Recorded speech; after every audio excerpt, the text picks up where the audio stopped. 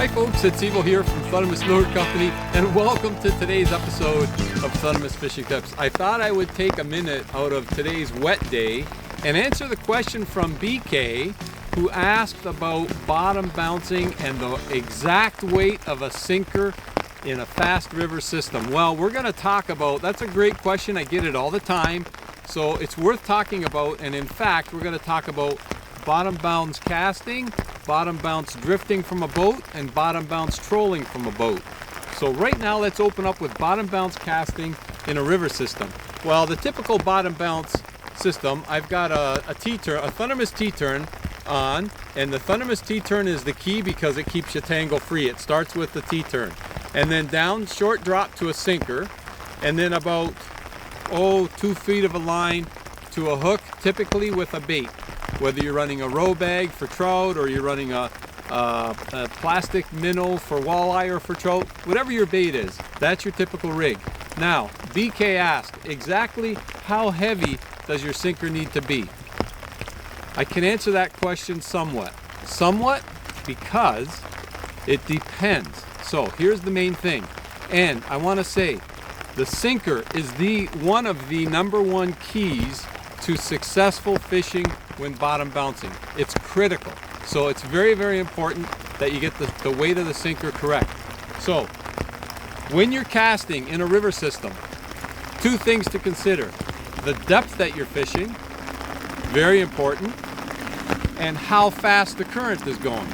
So if you're fishing deeper water, like it's probably 15, 20 feet right here, you want a sinker that's going to get down there quick enough and hit the bottom and start bouncing along the bottom, because the bottom is where the strike zone is. That's where the fish are. That's where you want your bait, on the bottom. So the sinker has to be heavy enough to get down to 20 feet before the current takes you all the way down in the drift. If you cast it out here, you want your sinker to hit bottom relatively quickly so that you've got a good drift ahead of you. However, if your sinker is too heavy, then what'll happen is, yes, you'll cast it out there, it'll go down, but it'll get hung up along the bottom. And you don't want that. You want the sinker just heavy enough to get you down in that depth quick enough, and then keep tumbling along the bottom, moving in the current. So vice versa to that, if your sinker is too light, then what'll happen is you'll cast it out there and it won't hit bottom maybe until you're almost halfway or 3/4 of the way through your drift. So you just lost most of your drift, which means you weren't fishing very effectively. You need to get that bottom bounce down to the bottom, and it needs to be that perfect weight, and it depends on the speed of the current. So if the current is slower, you can go with a lighter weight. If the current is faster, you can go with a heavier weight. And in the Niagara River, it varies, so every day is different. However, if your river is relatively consistent, once you figure out the sinker weight, just stick with it. Now, having said that, if you're fishing a shallow river system, then even with a relatively fast current, those 2 rules still apply, but because it's shallow, your sinker's gonna, if you're only fishing 5 feet, it's gonna hit bottom relatively quickly, even a lighter sinker. So in those cases, lighter sinkers as a general rule work really well. Okay, that's bottom bounce casting. Sinker is key in bottom bounce casting. It's also key in bottom bounce drifting or bottom bounce trolling. So let's talk about trolling first. Now this particular rig, this is also a Thundermist T-turn. It's actually a pre-tied T-turn rig, which is actually designed for trolling or drifting.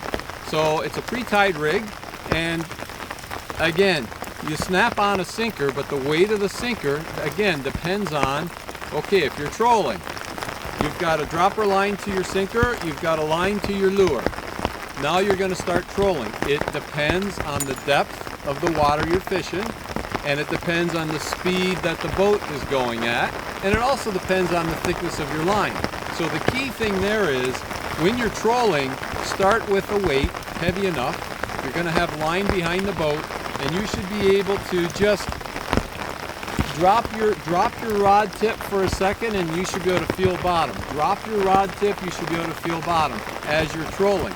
If you're trolling and you're bouncing along the bottom and you don't feel that bottom, then you have to either A, let more line out, or B, put a heavier sinker on. So try one of those two things. If you don't have a heavier sinker, then you have to keep letting line out until you feel the bottom, or slow up on the troll. But again, the key there is you want your sinker to be bouncing along the bottom and your bait to be in that strike zone close to the bottom as you're trolling. Now when you're drifting, the same rules apply, except now you're just drifting. You're drifting with the wind, or you're drifting with a current or tide. We used to drift a lot for saltwater, for fluke and flounder and halibut, and this is the prime rig we used right here with a Viper spoon rigged with a piece of bait. But when you're drifting, you're doing the same thing. You're dropping your line down, and you should be able to, as you're drifting, just feel the bottom. The key with the drift though is you'll be able to tell if you don't touch bottom, and if your sinker's too light, your line will be starting to go way out on an angle. So you want to be fishing as vertical as possible when you're drifting. So it's okay to have a little bit of angle on the line for sure, but if you've got a long angle on your line, that's because your sinker's way too light, and what's happening is you're drifting, and you're drifting away up here, away out of the strike zone. So you need to either slow the boat down by throwing out a drift sock, or put a heavier sinker on. Okay, so BK, you asked a question that many people ask, and that is referring to the weight of the sinker when you're bottom bouncing. And doesn't matter, bottom bounce casting, trolling, drifting. The absolute key is having that sinker weight heavy enough to keep you on the bottom, but not snagging up on the bottom, but you're always in the bottom, you're always in the strike zone. That's how you're going to catch more fish. So next time you're out in the water, if you're giving bottom bouncing a try, by all means, give these little sinker tips a thought, because they will help put you on to more fish, that's for sure. Bottom bouncing is a lot of fun and produces a lot of fish.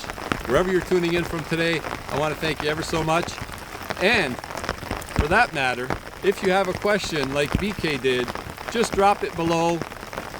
We may or may not be able to get to it, but drop the question below, because if a lot of people have the same question, it's worth to put a video out and explain things properly. So thanks again, and until next time, good luck and good fishing.